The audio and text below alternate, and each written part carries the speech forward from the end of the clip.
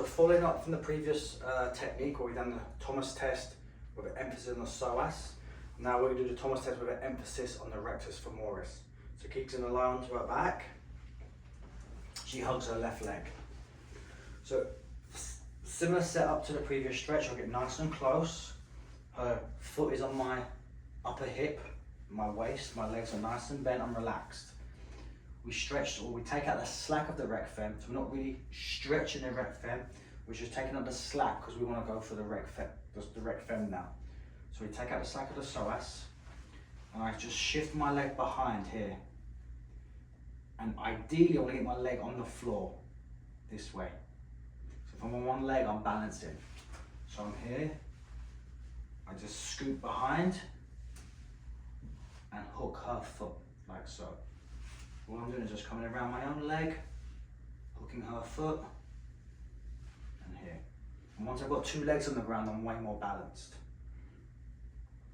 So Kiki's gonna push her foot into my laces. So she pushes me away for 5, 4, 3, 2, she relaxes.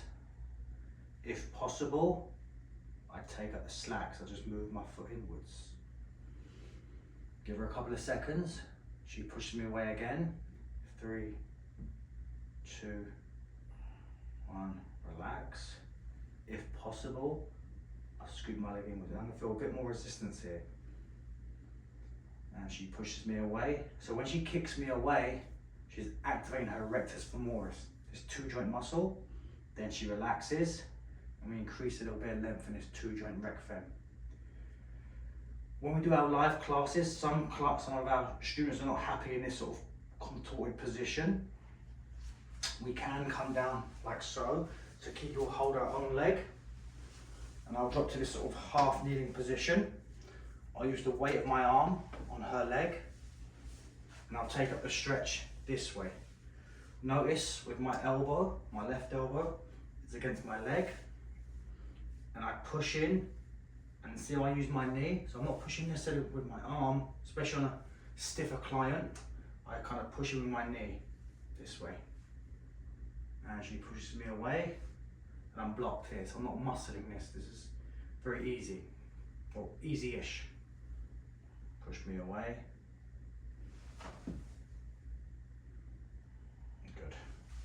If people are really uncomfortable in that position, I can use a chair. Same thing. Sitting down on a chair, my elbows braced. She pushes me away. I'm just bracing here. 3, 2, she relaxes. Take out the slack. So the rec fem is commonly tight or lacks length. It's a 2-joint muscle, like I said earlier, and it falls into Yander's lower cross syndrome. So this muscle generally, when you have a tight psoas, you'll generally have a rec fem tightness, and this can cause issues in the posterior chain, hamstrings, glutes, lower back.